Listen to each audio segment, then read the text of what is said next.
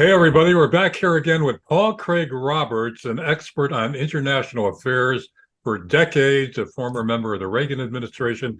Paul and I have been following the events in Ukraine for months now. We've done several reports on it. And Paul, what do you make of the so-called rebellion today? Was it a coup? Wasn't it a coup? What's going on? What do you make of it? It's hard to know exactly what to make of it, Larry, but it's certainly not a coup, though that's being set in stone, that it is a coup. And it's a mistake on the part of the Russian government to go along with this. For example, the defense ministry has described it as attempted armed rebellion. Right. This is nonsense. And when you say something like that, it just makes Russia look divided and weak and insecure, and it will have all the wrong effects in the West. And the Russian Federal Security Service has accused the Wagner leader, Prigozhin, I think it is, of, quote, calling for an armed rebellion and opened a criminal investigation. Well, there's no evidence anywhere that he called for an armed rebellion. None. In fact, he has said that this is not a coup. I'm going to Moscow to confront corrupt generals. So that's his account. And why is he going to Moscow to confront corrupt generals? Well, there's been a long, smoldering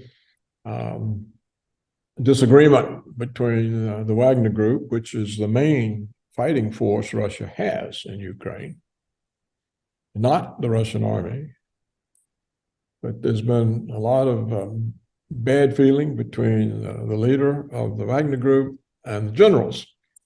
And at various times, the soldiers on the front line, the Wagner Group, have found that they've got ammunition shortages and so on. And it makes it harder for them to deal with enemy forces that are many times larger in terms of personnel.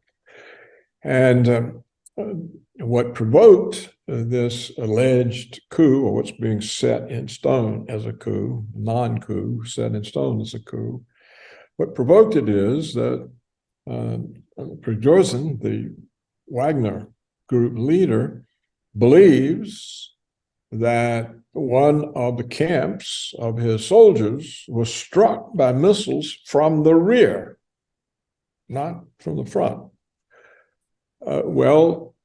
He has concluded that his camp was hit by Russia. And he says this is an atrocity and he won't stand for it. And so this is what launched the protest.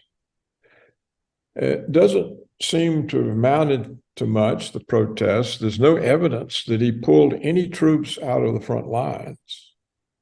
If he had, even the defeated Ukrainian army would have reoccupied Donbass. It appears that there may have been a convoy of reserves somewhere, and they went as far as Rostov. I think it was Rostov, and they occupied a center where the war was being managed. But there's not been any shooting or any killing or anything. And it seems just that it was badly handled by the Russian government. Well, the Western media picked up on this right away as an attempt at a coup. Putin is going to be overthrown. Putin's position is weakened. Ukraine's position is strengthened, on and on and on. So, I mean, was this orchestrated? To what extent, and who was orchestrating it? Well, let me read from the paragraph in the initial report that set all this off. This is reported in the Sputnik Globe. It's an English language, or it's all kind of languages of a Russian news organization. Now, this is this is the paragraph that set off the coup thing. I'm going to read it. It's short. It says, and look how qualified it is. Earlier in the day, footage and audio attributed to Wagner troops and Prigozhin, attributed to, surfaced online. So something surfaced online, then it already doesn't sound like a coup, alleging that a missile attack had been launched at a Wagner camp and that the strike was delivered from the rear, that is, by forces of the Russian Defense Ministry. The voice in the video attributed to Prigozhin, again, attributed to him, appeared to call for the ouster of the Defense Ministry's leadership. Nothing is said about ousting Putin or coup against Putin.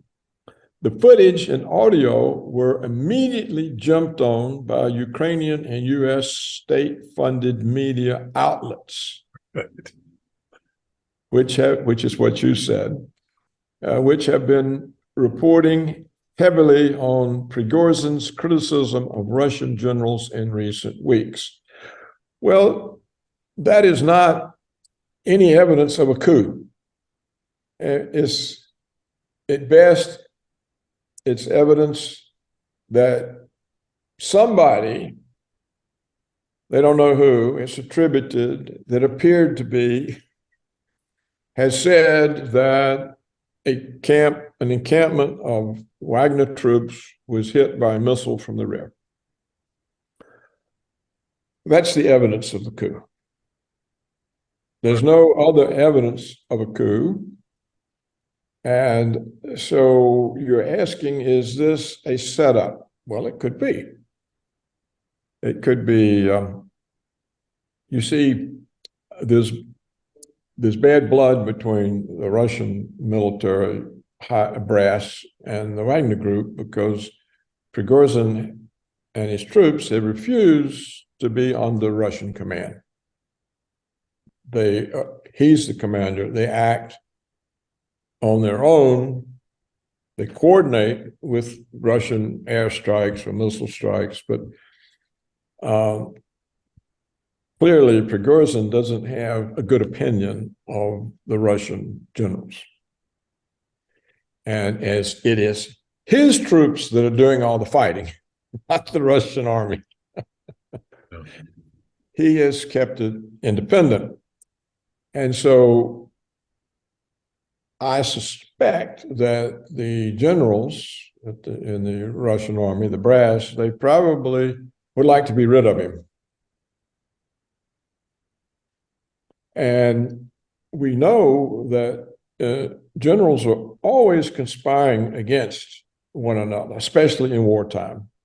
It's a fact, we know it for a fact, that American generals conspired against Patton. We know for a fact that Nazi generals conspired against Rommel because Rommel was Hitler's favorite and he had all kinds of successes they didn't have.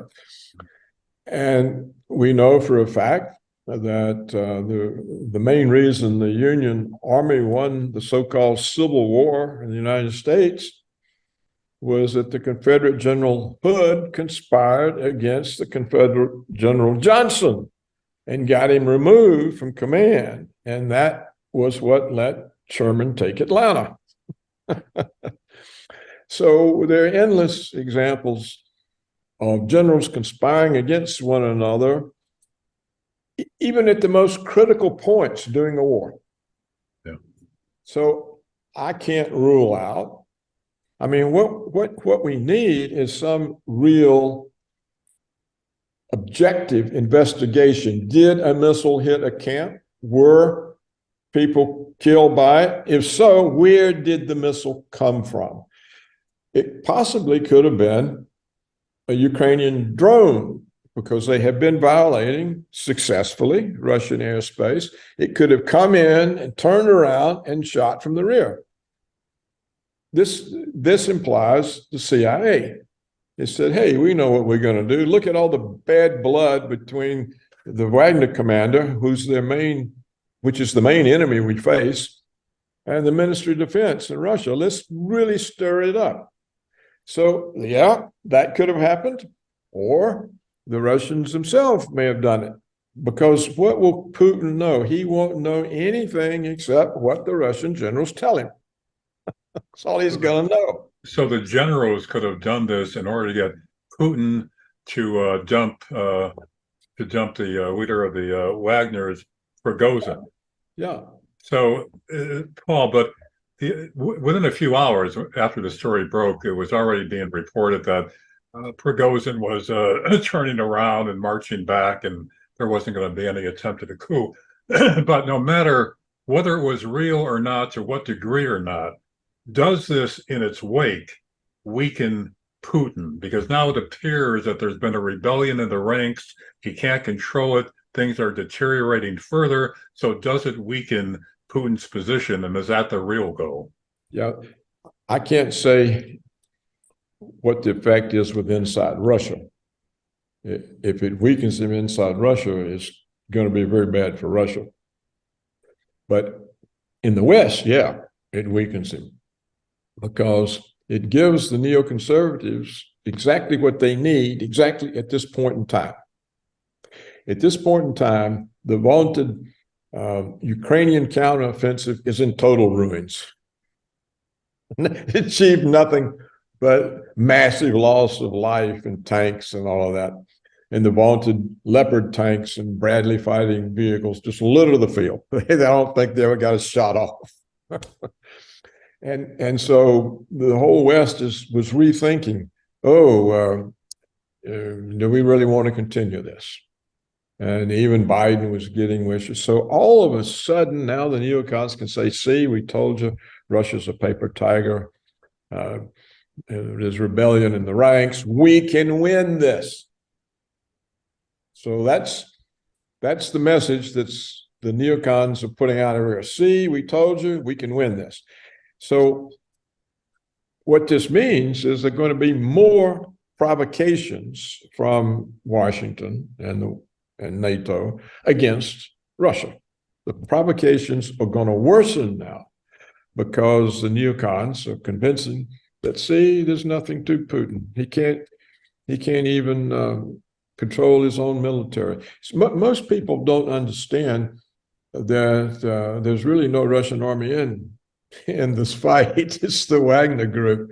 It's a private military organization hired by the Ministry of Defense to fight a limited military operation. It's not an invasion of Ukraine. It is a clearance of Ukraine out of Donbass. Yeah. That's all it is. So the whole thing has been misrepresented totally from the beginning. And so American people have no idea what's going on. And so they'll say, oh, the people must not like Putin. They don't like the war. See, they want peace. They won't fight. They're rebelling against Putin.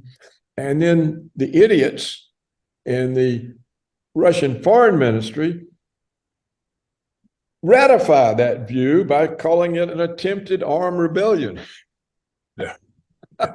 So the neocons can say, see, they admitted themselves.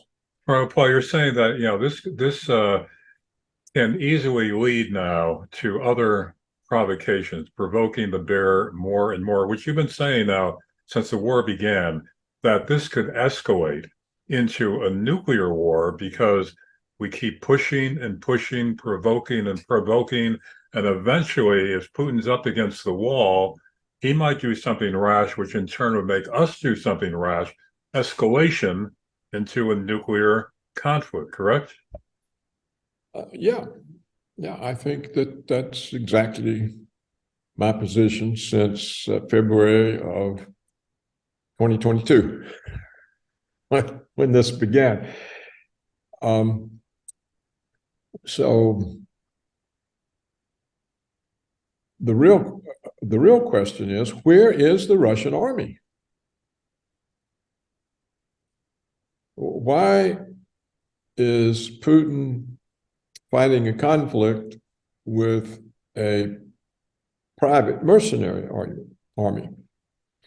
Now, clearly the guys in it are tough as hell. I mean, they're probably the equivalent of an army-sized special forces. And half of them are criminals released from prison to fight. And so there's no doubt about how tough this group is. But still, where's the Russian army?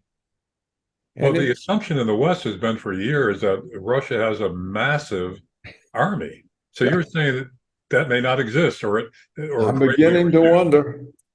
It's been my assumption that they at least had 1 million troops, which is not very large for a country like Russia. But where is this army? And is there one? Maybe there's not one. And the question, I mean, maybe the defense ministry is just too corrupt and they're too busy stealing money, and maybe they just can't.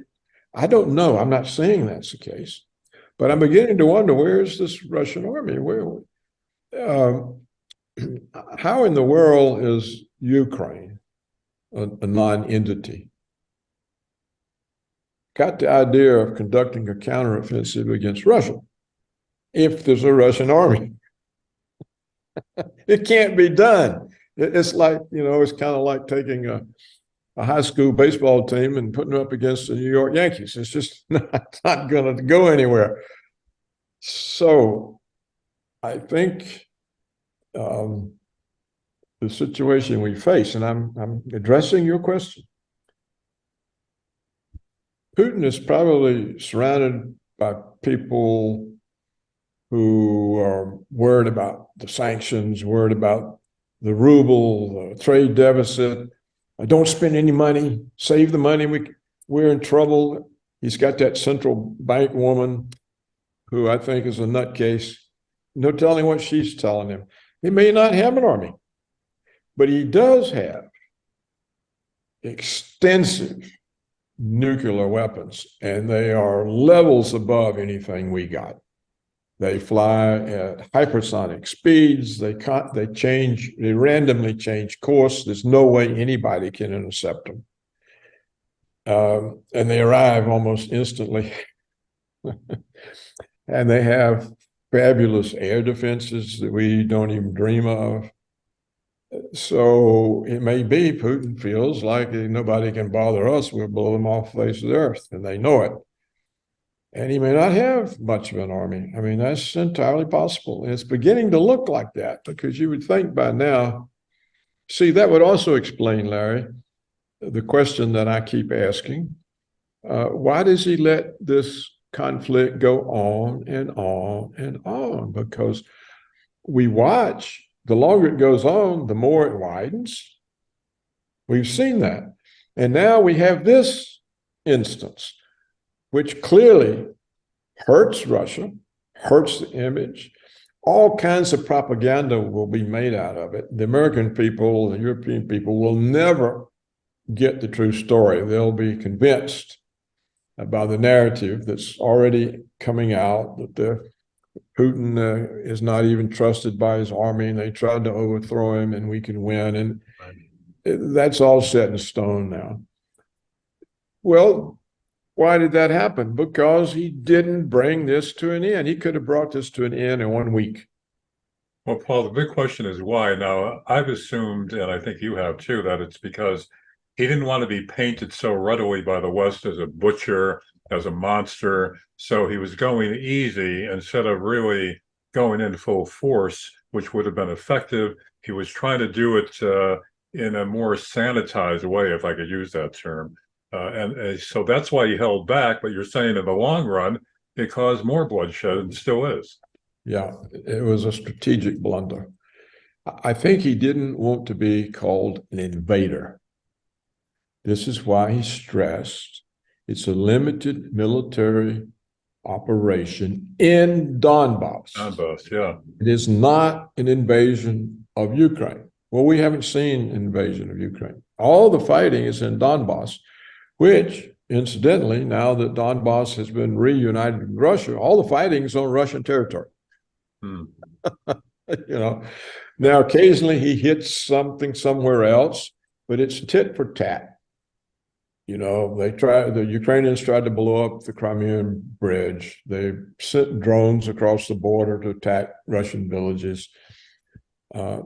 They do things, and so Putin occasionally sends missiles somewhere else.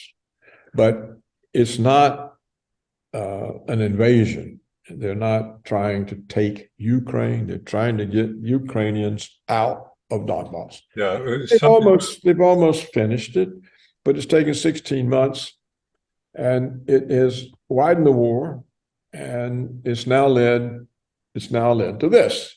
So it's really Putin's fault. in the Western media, you don't hear that it's just Donbass. You hear that it's the entire of Ukraine, and also that it's Putin's first step to rebuilding the Soviet Union. They're going to take over all of those European countries that they once had and beyond. I mean, this is the narrative you're getting constantly from the West, that Right. the much larger assault by Putin, which I think is absurd. Yeah, well, it's just an obvious, blatant lie, but it's set in stone. Most people haven't got any information except what the narrative is, what they're handed. CNN hands it to them, NPR hands it to them, New York Times hands it to them, Fox News hands it. It's a narrative, and that's all they know. And so they think there's an invasion, but you see, we know that Putin doesn't want to put things back together. You remember, go back a few years when Washington trained a Georgian army. Georgia was once a province of Russia and the Soviet Union that we split off when the Soviet Union collapsed. It's an independent country now. We took them over, we trained an army, and we sicked them on South Ossetia, which was a Russian protectorate. So they went in there and killed the Russian peacekeepers or whoever was patrolling. And Putin was in the Beijing Olympics. So he came back, got the army, went in, or whatever army he had. There may have been Czechs. Went in, destroyed the Georgian army in 2 or 3 days, had the whole country occupied. He had the whole country. He could have hung the government, put them back in Russia. He left. He didn't keep the country. He conquered it, but only because they had attacked and killed Russians. Yeah. And taught them a lesson and left. So clearly, if he wanted to put the Soviet Union back together or the Russian Empire back together, which are basically the same thing, he had one part of it right then and there, but he gave it back to them. So, and it's clear he doesn't want Ukraine. Most people don't understand about Donbass that the people there are Russian. They identify as Russians. They want to reunite with Russia. They speak Russian, and they've been attacked by the Zelensky government constantly, correct? Right. That's right. The Donbass is a part of Russia that was attached to the Ukrainian part of the Soviet Union by the Communist Party for political reasons, as was Crimea. I mean, the Russians conquered Crimea, I think, around 1700. They took it from the Turks, more or less, and it's been their naval base. But Khrushchev in 1956 moved it from Russia to Ukraine. And it didn't make any difference because Russia and Ukraine were both the Soviet Union. It was just a country. They didn't think of Ukraine as a separate country. They didn't know the Soviet Union was going to collapse and that the United States was going to break Ukraine off as an independent country. They didn't know that. And so, yes, the people in Crimea are Russian. The people in Donbass are Russian. And when we pulled off the coup in 2014, the Ukrainian, the puppet we put in, and the NeoNazis that came into power, they began assaulting Russians. They were attacking them on the streets. They said you can't use the Russian language. They were doing all kinds of just awful stuff. And they started murdering, killing people. And this then forced the Donbass, the two different parts, to declare that they were independent republics. And they begged Putin to take them back, just like he took Crimea back, and he wouldn't do it. So that's where the problem started. If he'd taken them back in 2014, none of this would be happening. Yeah, so he was compromising back then, and it still didn't work. Yeah, and he keeps compromising, and it never works. It only makes the situation worse. What about all this talk, Paul, about the neo-Nazis in Ukraine that are attacking the Donbass? Is that an exaggeration? It is never mentioned by mainstream media, or it's poo-pooed. Well, it's poo-pooed because we don't want to admit we're supporting a Nazi regime. During World War II, the western part of Ukraine had a leader called Bandera, and he fought for Germany. So he had a whole bunch of Ukrainian troops who were enrolled with the Germans in the war against the Russians. This is the Western Ukraine. The Western Ukraine is, if I remember all of my history, it used to be part of Poland before it was part of Russia. So you would have the Polish animosity toward the Russians involved too, you see. So when Putin just sat and let Ukraine be overthrown, the only organized groups were these radicals, disciples of Bandera. And they're basically Nazi in their outlook and their insignias. You can see them when you look at the photos of the troops. They are wearing essentially Nazi insignias, and so yes, it's very much true. It doesn't mean everybody in Western Ukraine is a Nazi, no, but the people who seize the power, the organized groups that the United States had been working with to foment this takeover, they are basically Nazi. And they're called neo-Nazis, I guess, just because it means they're the new Nazis, not the Hitlerite ones. So it's completely true. People don't know, or they don't care. And it's very amusing to see the American neoconservatives, most of whom are Jewish, so heavily defending Nazis. You know, it is kind of funny, but it's sad too. So you're right.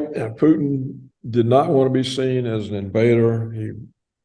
And so he had a limited military intervention operation.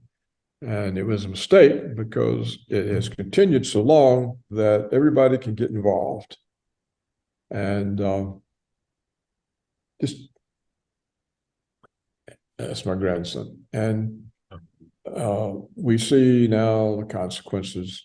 When you go to war, the point is to get it over with as quick as you can before something else happens. Right. And this is Putin's failure. And now maybe he doesn't have an army. But you see, it's being badly handled, this alleged coup, which is not a coup. Because as the Wagner group is the principal military force Russia has fighting in Donbass, it's stupid for the Russian generals to foster bad relations with the commander of the troops doing the fighting. So the question that I have right now is whether Putin is being given honest briefings about Prigozhin's intent, or instead is he getting briefings designed to settle scores with Prigozhin? Now, see, for Putin, it's just a problem that needs to go away. and he might fail to learn from it. And the question is, if the commander is removed now and prosecuted and punished, what is the effect on the morale of the Wagner troops? Right. Because if they cease to do the good job they've been doing, the Russians are going to not be able to hold the lines. Right. Well, that's a real dilemma now for Putin, isn't it? Because if he holds on to I don't know if he understands that. yeah, I mean, if he holds See, on what to he knows, they tell him there's a coup. Well, there's no coup. They tell him there's one. And so he runs out and denounces a coup that doesn't exist. so if he allows Prigozhin to continue to lead the Wagner group, which is his main fighting force, can he trust him not to create more problems? If he removes him, the Wagner troops are going to be all ticked off, and they're not going to be effective. So what does Putin do? Well, I think the problem is the Russian generals. And there has to be a meeting of Putin with Prigozhin and the generals that Prigozhin is critical of. And then if there's any basis for Prigozhin, Putin has to discipline the generals and say, look, where's your army? And we're in a fight now, and it's getting out of control. And so you've got to support this man. And we've got to cease this infighting. And so if we don't, where's your army?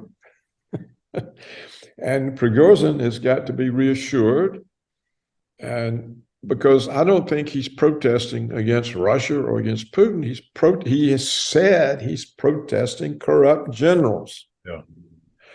And maybe they're not corrupt. And so they got to find out why he thinks they're corrupt. And so they need to have a good discussion and work this out. Now, for Putin and the federal prosecutors to proceed on the assumption that Prigozhin has led an armed insurrection and bring charges, this is madness. This is mindless. It's mindless. If they do that, I don't know what the effect is going to be. I mean, maybe Ukraine will win the war. But that's the real problem. The real problem is if you punish this guy when even his troops think he's right, are they going to fight for you? The way they've been fighting, a limited thing that maximizes casualties for them. And is Putin going to pick up on that, or is he just, oh, damn, another problem, let's get rid of it? You see, that's the way politicians think. I've seen it, I was in Washington 25 years. Oh, a problem, let's get rid of it. Well, what are the consequences? What are the unintended consequences of getting rid of the problem? And they seldom go that far. They can't see past that. No, get rid of it. And all Putin will know is what the generals tell him, and they tell him what their side is. Paul, wrapping up now, the outcome of all this is that the final outcome in Ukraine is even more unknowable than it was before the so-called coup. Yeah, it's more unknowable, and as you said, the West will get more provocative, and if Putin doesn't have an army, or not much of one, then it leads directly to nuclear confrontation. And you have to understand, it's a massive border that Russia has now with the West. It's massive. Georgia, out in Central Asia, all the way around up to the Baltics, Sweden, Finland, a few miles from St. Petersburg, from Leningrad. If he hadn't got an army, he's got no way to they can come in anywhere. And so what do? You nuke them. And so I think that it's a dangerous situation now, much more than before. And I think it shows a short-sightedness on the part of the Russian military to not reassure the Wagner commander that they have his back, that he can rely on them. When he expresses discontent with them and accusations, they should go there and meet with him and say, tell us about it. Let's get this worked out. Instead, they don't. And now we have this. And is it provoked? I don't know. Did he lie? Did he lie when he said the missiles hit his camp? Why? Why would he? What does that serve? They should investigate and see if a missile hit, and if so, where did it come from? And they should not proceed with a prosecution of a guy on the fake charges. You know what this reminds me of, Larry? It reminds me of the January 6th insurrection. It's the same thing. It's the January 6th insurrection. There was no insurrection, none. And there's no coup. There's no coup, none at all. But it's set in stone. It's a coup, and it was, as the ministry of the foreign minister said, an attempted armed rebellion. Yeah. Well, that's nonsense. And for them to say that shows they haven't got any sense. So if they haven't got any sense and they're in a mess like this, I think nothing good can come out of it. Well, Craig Roberts, thanks for the analysis of the next escalation of trouble in Ukraine. And where it all ends, we don't know, but we'll stay tuned and we'll get back to you for more analysis. Appreciate you being with us, Paul. Thanks very much. Well, thank you, Larry. I appreciate your interest. And of course, I don't think we'll ever know exactly what happened because things get set in stone. Yeah, very quickly. Paul Craig Roberts, thanks a lot.